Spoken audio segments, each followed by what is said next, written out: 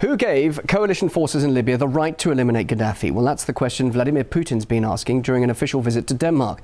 The Russian premier also said NATO has effectively joined one of the warring sides in the conflict, and more responsible action should be taken instead. RT's Daniel Bushell joins us now live for this in Brussels.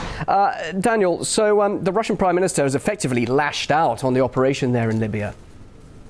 Yes, he's made the speech in Denmark and he was very angry. He says that Gaddafi is not the best person in the world. Sure, he's made many mistakes, done many bad things, but that does not give the coalition the right to bomb indiscriminately. His words were that they are bombing Gaddafi's palaces in Tripoli every night. Now, a coalition said that their plan was not to get rid of Gaddafi. So his question was, Mr. Putin's question was, why are the coalition forces obviously making this effort to go after Colonel Gaddafi himself? Now, we also heard that the experts here in Brussels have confirmed that there is bombing going on by the coalition forces, which is not being covered by the media here in the European Union. Mr. Putin added that oil was a key interest for the Western powers, for the European powers who have gone into Libya, that they want to get rid of Gaddafi and install people who are more favourable to the European Union so that European companies can control the oil reserves. Let's have a listen to exactly what Mr. Putin had to say. The coalition said destroying Gaddafi was not their goal. Then why bomb his palaces? Now some officials have claimed that eliminating him was in fact their goal. Who gave them that right? Did he have a fair trial? Returning to the no-fly zone, the bombings are destroying the country's entire infrastructure. When the so-called civilized world uses all its military power against a small country destroying what's been created by generations, I don't know if that's good. Mr. Putin said that they have to give the Libyan people time to sort out their own problems, and there's really double standards here, he added. There are several other parts of the region in the Middle East and North Africa which is facing pretty much civil war situations, but which the West is either ignoring or not really paying the same amount of attention to.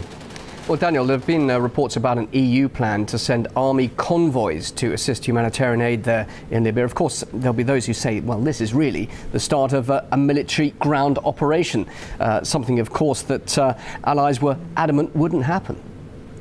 Yeah, absolutely. I heard these rumours for the first time a few weeks ago that the EU plans to send up to 1,000 troops under the guise of so-called humanitarian aid. Russia fears that this will be used to plan an invasion and to carry out an invasion of Libya on the pretext of supporting humanitarian aid to the Libyan people. The draft plan is called U4 Libya. It's supported by the 27 member states of the European Union, prepared by them, and it provides for ground troops, in fact, to be deployed by the Western coalition.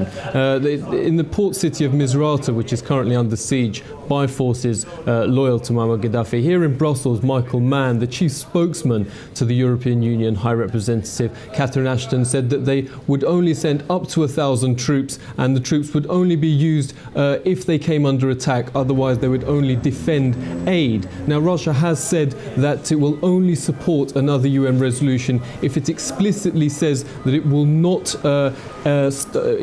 continue the violence, that if it ends the violence and starts negotiations, then that is the only condition under which they would support that. Now, I've been speaking to military analysts here in Brussels, and they confirm that ground troops are already in operation in Libya. This is not being covered by the media in the European Union, but troops are already in operation, and they are pushing forward in Libya with Colonel Gaddafi as the target. Daniel, thanks very much indeed for that. That's Daniel Bushell live there in Brussels.